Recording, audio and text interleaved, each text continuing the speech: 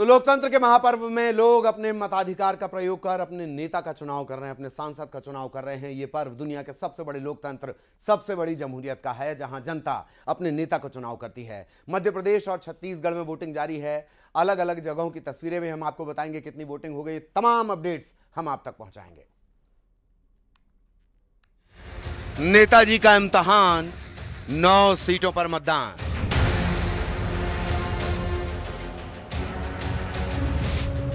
कि जिसे आप चुनेंगे वह आपकी सेवा के लिए रत हो जाएगा। जिन्हें भी वोट डालने का अधिकार है उनको वोट अवश्य देना चाहिए। दूल्हा दुल्हन पहले किया मतदान,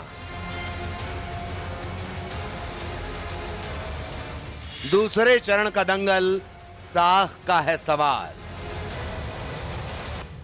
तो जनता का समर्थन और वोटिंग के प्रति उत्साह देख करके लगता है इस बार खजुराहो में इतिहास बने। ये जीते, आगे बढ़ें, सदन तक पहुंचे, जनता की आवाज बने। का विश्व का कामना ही मांगते हैं, सब लोग सुखी रहे, संपन्न रहे, दुनिया में राम राज्य हो। दावों और वादों की जंग, जनता किसके संग? सबसे पहले मतदान करें, बाद में अन्य काम करें। संविधान को बचाने के लिए प्रयोग करें और लोकतंत्र बचाने के लिए। तो सभी जगह शांतिपूर्ण चुनाव हो रहा है, माहौल ठीक है। जनता का जनादेश, ईवीएम में नेताजी की किस्मत। 4 जून का इंतजार, नतीजों से साफ होगी तस्वीर।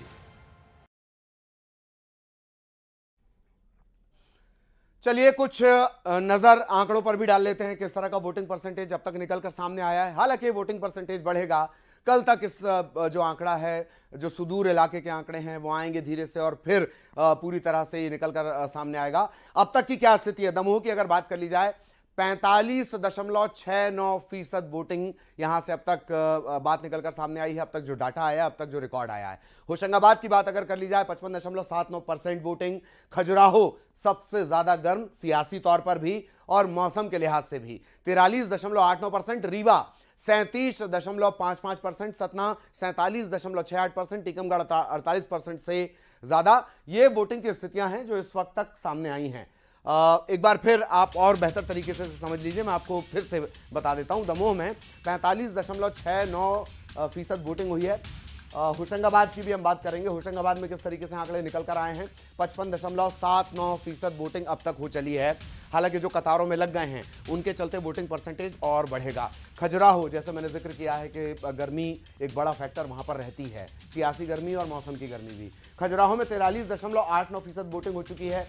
रीवा सबसे ज्यादा कम रहा है, रीवा में अब तक 37.55% वोटिंग हुई है। उम्मीद की जा रही है कि रीवा का जो वोटिंग परसेंटेज है वो थोड़ा और आगे जाएगा। सतना की बात कर ली जाए, सतना में 47.68% वोटिंग अब तक हुई है। यह आंकड़ा भी बढ़ने की उम्मीद है। इन सभी जगहों को पर पिछले बार तकरीबन 60%, एक एवरेज 60 से ऊपर ही परसेंटेज था। टीकमगढ़ 48.67% यहां तक हुआ है।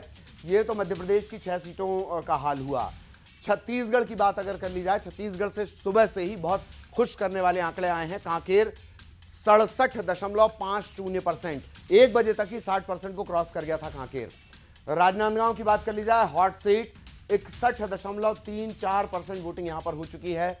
महासमुंद की भी बात करेंगे, महासमुंद में अब तक 63.30% वोटिंग हुई है। वोटिंग का यह आंकड़ा है। अब जरा आपको 2019 में किस तरह की स्थितियां हैं, एक वो रिकैप हम आपको बता देते हैं। 2019 को अगर देख लिया जाए, दमोह में 65.83%, होशंगाबाद में 74%, खजुराहो जहां 40 के आसपास गाड़ी चल रही है वहां पर 68% से ज्यादा वोटिंग हुई थी। रीवा में 60% से ज्यादा, सतना में 70% से ज्यादा, टीकमगढ़ में 66% से ज्यादा, कांकेर में 74% से ज्यादा, राजनांदगांव में 76% से ज्यादा और महासमुंद में 74% से ज्यादा वोटिंग हुई थी। यह पिछली बार 2019 की तस्वीर है। और अब चूंकि धीरे धीरे ट्रेंड्स भी आने लगे हैं, वादे दावे, अब जनादेश भी कैद हो रहा है, ईवीएम में धीरे धीरे कैद हो रहा है। बेहद खास मेहमान हमारे साथ जुड़े हुए हैं, उनसे चर्चा भी करेंगे और जो मेन अपडेट्स हैं वो भी आप तक पहुंचाएंगे। धनंजय सिंह ठाकुर साहब कांग्रेस से हमारे साथ जुड़े हुए हैं, बहुत स्वागत। मिलन भार्गव साहब बीजेपी से हमारे साथ जुड़े हुए हैं, आपका भी बहुत बहुत स्वागत। और हमारे जो सहयोगी हैं वो तमाम जगहों पर तैनात हैं, उनके पास भी हम अपडेट्स के लिए जाएंगे, बड़ी खबरों पर भी नजर रहेगी। धनंजय सिंह ठाकुर साहब, धीरे धीरे वोटिंग ट्रेंड्स आ रहे हैं। हालांकि पिछले बार का आंकड़ा अब तक नहीं टूटा है, फिर भी आपकी उम्मीदें?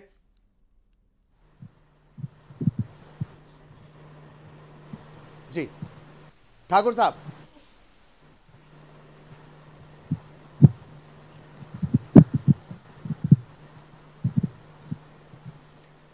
ललित जी मुझसे पूछे। कोशिश करेंगे, कुछ तकनीकी दिक्कत है।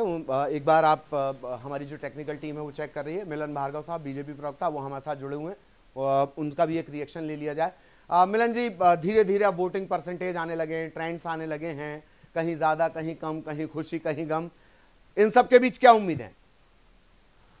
देखिए, निश्चित रूप से परिणाम भी बहुत साथ हैं कि जिस प्रकार से बदलाव की राह आप देख रहे हैं, और इस बदलाव में आज चुनाव जिस प्रकार का जमहूरियत का चुनाव है, लोकतंत्र के महापर्व में ये दूसरा पड़ाव है जहां मतदाता अपनी सरकार चुनकर, अपना प्रतिनिधि चुनकर इस संसद में भेजकर अपनी समस्याओं को, देश को सुरक्षित करने की दिशा में आगे बढ़ता है। उसमें आप देख रहे हैं चुनाव स्कीम वर्सेस स्कैम्स का है, ये चुनाव वर्सेस जनता का है, ये चुनाव जो है भ्रष्टाचार पर लगाम लगाने का है, ये चुनाव तुष्टीकरण की राजनीति को अंत करने का है। जिस प्रकार से कांग्रेस पार्टी ने अपनी मंशा जाहिर करके देश की विरासत टैक्स लगाने की जो बात की, गरीब और जो आम आदमी की विरासत है, उसकी संपत्ति है, उस पर गलत नजर डालकर जो खतरनाक विचार कांग्रेस पार्टी ने उजागर किए हैं, इसका पर्दाफाश हुआ। कांग्रेस पार्टी घबरा गई है, शर्मा गई जब उनके आंतरिक मामले, उनके राज को उजागर करने वाले राजदारों ने राज उजागर कर दिया है। तब से कांग्रेस पार्टी की दुर्गति होना तय हो गया है। अब जनता भी निकल कर मतदान कर रही है, वो बता देगी कि हमारी विरासत में बुरी नजर रखने वालों का क्या हाल होता है। मतलब आप चुनाव में सत्ता में रहने के लिए किस कदर जिस दिशा में जा रहे हैं, ये आपके सपने और आपकी जो मंशा है ये जाहिर करती है। मतलब आप विपक्ष में रहकर जिस प्रकार से झूठ और षड्यंत्र प्रपंच की राजनीति करते करते देश विरोध में खड़े होते गए, आपने राम मंदिर का विरोध किया, आपने गरीब की जो आस्था है राम, प्रभु राम, उनके अस्तित्व को नकारने का काम किया। ठीक है, हम राम के पद चिन्हों पर चलना तय करते हैं, आप बाबर के पद चिन्हों पर चलना तय करते हैं। इस देश की जनता बताएगी वो राम को पसंद करती है और आपको नकारेगी। ये चुनाव बहुत महत्वपूर्ण है ललित जी, ये चुनाव के परिणाम बताएंगे आपको। ये चुनाव में जिस प्रकार से कांग्रेस की दुर्गति होने जा रही है, इसको भी आप आने वाले समय में देखेंगे। चलिए, कांग्रेस की दुर्गति होने जा रही है आने वाले समय में, मेरा ख्याल 4 जून का आप जिक्र कर रहे हैं, तब ये क्लियर हो जाएगा। मैं पूरी माफी के साथ अमित श्रीवास्तव साहब हमारे साथ जुड़े हुए हैं। श्रीवास्तव साहब का बहुत स्वागत। श्रीवास्तव साहब, आपने सुना होगा मिलन भार्गव साहब हमारे साथ जुड़े हुए हैं, कांग्रेस की दुर्गति का उन्होंने जिक्र किया, मुद्दों का उन्होंने जिक्र किया। पहला आपका रिएक्शन, फिर सवाल। देखिए, मैं बहुत ही काबिल अपने भाजपा के मित्र की पूरी बातों को सुन रहा था। मिलन जी ने बहुत सारी बातों को रखा, लेकिन मैं एक ही चीज कहना चाहता हूं कि भाजपा के लोग मुद्दों पे बात नहीं करते, महंगाई पे बात नहीं करते, रोजगार पे बात नहीं करते, और जिस प्रकार से 2 कामों में बड़े माहिर होते हैं, आधे समय सच को छुपाना, आधे समय झूठ को फैलाना, और आज वही काम ये कर रहे थे। कहाँ ये पहुंच गए कि हम प्रॉपर्टी को बांट देंगे और ये कर देंगे, वो कर देंगे। मुझे लगता है साहब कि जनता अब कहती है ललित जी कि कैसे करे भरोसा, झूठ, फरेब और धोखा, यही तो है बीजेपी का लेखा जोखा।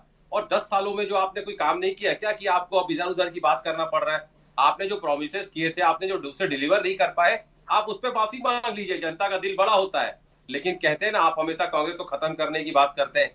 तो मैं आपको बड़ी जिम्मेदारी के साथ, बड़ी विनम्रता के साथ मिलन भाई एक चीज कहना चाहता हूँ कि हमेशा लोकतंत्र में विपक्ष का होना जरूरी है, लेकिन आप लोगों की मानसिकता ऐसी है कि विपक्ष को खत्म करो, कांग्रेस मुक्त भारत करो।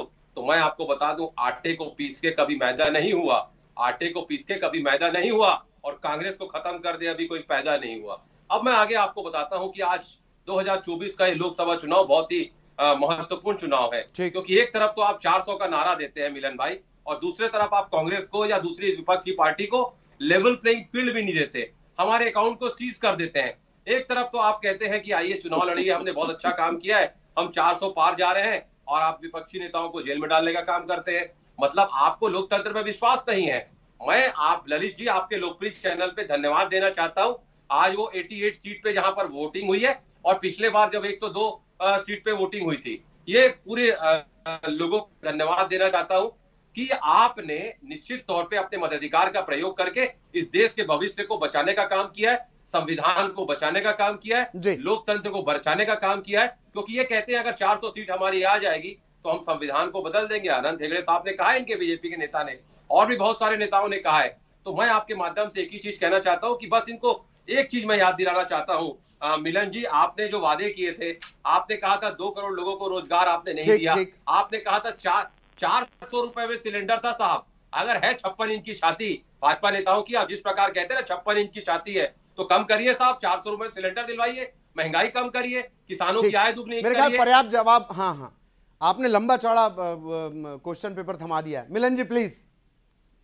ललित जी, देखिए, जिस प्रकार से कांग्रेस पार्टी की दुर्गति हो रही है, इसमें हिस्सेदारी और जवाबदेही इन्हीं की है। इस लोकतंत्र में विपक्ष का होना स्वाभाविक से जरूरी है, लेकिन दुर्भाग्य से आप देखिए कांग्रेस पार्टी जिस दिशा में आगे बढ़ रही है, उस विचार का अंत होना जरूरी है। यदि ये देश विरोधी विचार रखेंगे और आतंकवादियों के साथ मंच साझा करके उनको पोषित करने का काम करेंगे, तो उसका अंत होना चाहिए। आप जिहादी ताकतों के साथ खड़ा रहकर उनको पोषित करने का काम करेंगे, तो उसका अंत होना चाहिए। हमने यही बात की। हम कांग्रेस को खत्म नहीं होना चाहते, लेकिन कांग्रेस पार्टी के जो विचार हैं, घातक हैं, जो खतरनाक है, उसको खत्म होना आवश्यक है। आपके रहते किन जिहादियों के साथ खड़ी हो गई कांग्रेस? हर जगह तो आपकी सरकार है ही। जी, बहुत अच्छा प्रश्न ललित जी। आपको साधुवाद, ऐसे प्रश्न पत्रकार आजकल जनरली करते नहीं है। आपको साधुवाद देते थे, जब जिहादियों पर कार्रवाई होती है, धर्मांतरण करते हैं, उनके घरों को ढाया जाता है, उनको सजा दी जाती, तो कांग्रेस पार्टी को तकलीफ होती है। जब जब इस सरकार में आते हैं तो जिहादी ताकतों को पोषित करते हैं। आप देखिए, कर्नाटक में धर्मांतरण का हमने मजबूत कानून बना के गए थे, लेकिन जैसे ही ये सरकार में पहला निर्णय लिया, धर्मांतरण कानून को कमजोर किया। गौ हत्या करने वालों को संरक्षण देने की इनके खड़गे जी के जो सुपुत्र हैं, जो मंत्री हैं वहां सरकार में, उन्होंने बात की। तो ये तो जग जाहिर है कि जब जब ये सरकार में रहते हैं तो आतंकी हो, नक्सली हो, जिहादी हो, इनको पोषित करने का काम करते हैं। हमने जब जब कार्रवाई की, हमने जब पाकिस्तान में हमारे देश के सैनिकों ने गोली चलाकर आतंकियों को ठोका, तो सबूत किसने मांगे? कांग्रेस पार्टी ने। जब इस देश की सेना का मान बढ़ रहा था, सेना को गली का गुंडा कौन कह रहा था? कांग्रेस पार्टी। जब चुनाव चल रहे थे तो बीच चुनाव में सनातन को एड्स से तुलना कौन कर रहा था? कांग्रेस पार्टी के नेता और कांग्रेस पार्टी के संगठन। इस देश में हिंदुओं को आतंकवादी कहने की परिभाषा कहां से शुरू हुई? कांग्रेस पार्टी के द्वारा। इस देश में भगवा को बलात्कारी और भगवा को देख तकलीफ कहां से होती है? कांग्रेस पार्टी से। तो लगातार तो आप प्रलाप करते हैं, प्रहार करते हैं, और फिर कहते हैं कि कांग्रेस पार्टी को हम खत्म करना चाह रहे हैं। अरे हम तो विचारों को खत्म कर रहे हैं जो देश विरोधी हैं, वो घातक है। और आप देखिए, ये चुनाव चल रहा है, सैम पित्रोदा कौन है? सुनिए ललित जी, 1 मिनट लूंगा मैं आपका। सैम पित्रोदा जो इंदिरा गांधी जी के द्वारा पोषित किए गए राजीव गांधी जी के राजनीतिक सैम पित्रोदा जितने फेमस नहीं थे वो आपने कर दिया उन्हें। मैं आ रहा हूं आपके पास। केंद्रीय गृह मंत्री का एक बड़ा बयान। केंद्रीय गृह मंत्री अमित शाह ने राजगढ़ में चुनावी सभा को संबोधित किया। दिग्विजय सिंह पर करारा हमला बोला। अमित शाह ने दिग्विजय पर तंज कसते हुए कहा, आशिक का जनाजा है, जरा धूम से निकले। अब समय आ गया है इनको परमानेंट विदाई देने का। राजनीति से दिग्विजय सिंह की परमानेंट विदाई राजगढ़ वालों को करनी है।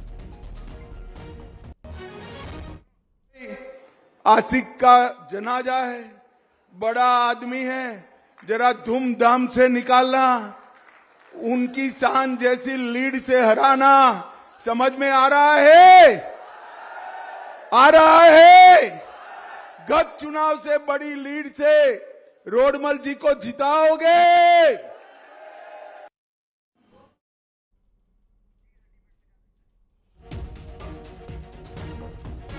तो दिग्विजय सिंह को लेकर ये बात केंद्रीय गृह मंत्री अमित शाह ने कही है। वो राजगढ़ के दौरे पर थे, उन्होंने इस्तेमाल किया, गाने का इस्तेमाल किया, परमानेंट विदाई शब्द का उन्होंने जिक्र किया।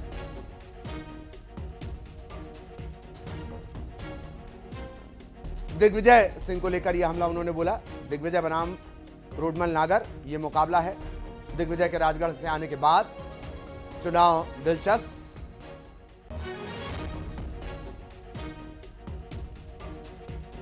और लगातार जो मेहमान हैं वो हमारे साथ बने हुए हैं। एक बार फिर उनका रुख करेंगे। आप कुछ कहना चाह रहे थे श्रीवास्तव? हाँ, मैं आऊंगा आपके पास, आऊंगा। पहले जरा श्रीवास्तव जी का रिएक्शन ले लिया जाए। जी श्रीवास्तव साहब। मैं आपको बता दूं ललित जी कि कांग्रेस ही इस देश की विचारधारा, इस देश के मूल्यों और सिद्धांतों की रक्षा कर सकती है। और अभी मेरे काबिल मित्र जिस प्रकार कह रहे थे, तो मैं आपको बता दूं कि कौन कहता है मैं आंधी के साथ हूं, कौन कहता है मैं आंधी के साथ हूं, मैं तो आज भी गोडसे के दौर में गांधी के साथ हूं। तो मैं आपको बता दूं कि जिस प्रकार से मुझे गर्व है मेरे इस पार्टी में कांग्रेस का, और आप अभी सनातन विरोधी और भगवा विरोधी कह रहे थे, तो मिलन जी आपको बता दूं कि मैं कट्टर हिंदू आदमी हूं, सनातन धर्म को मानने वाला व्यक्ति हूं, और आप तो 1980 से श्री राम के नाम के नारा लगा रहे हैं। मैं तो जिस दिन हिंदू सनातन धर्म में पैदा हो गया उस दिन से मैं जय श्री राम कह रहा हूं। तो मुझे आप लोग तो भगवान राम को तब याद करते हैं साहब जब आपको वोट। मैं इस वक्त मुझे आपको रोकना होगा फिर से, अमित जी प्लीज। बेमेतरा हमें चलना होगा। केंद्रीय गृह मंत्री अमित शाह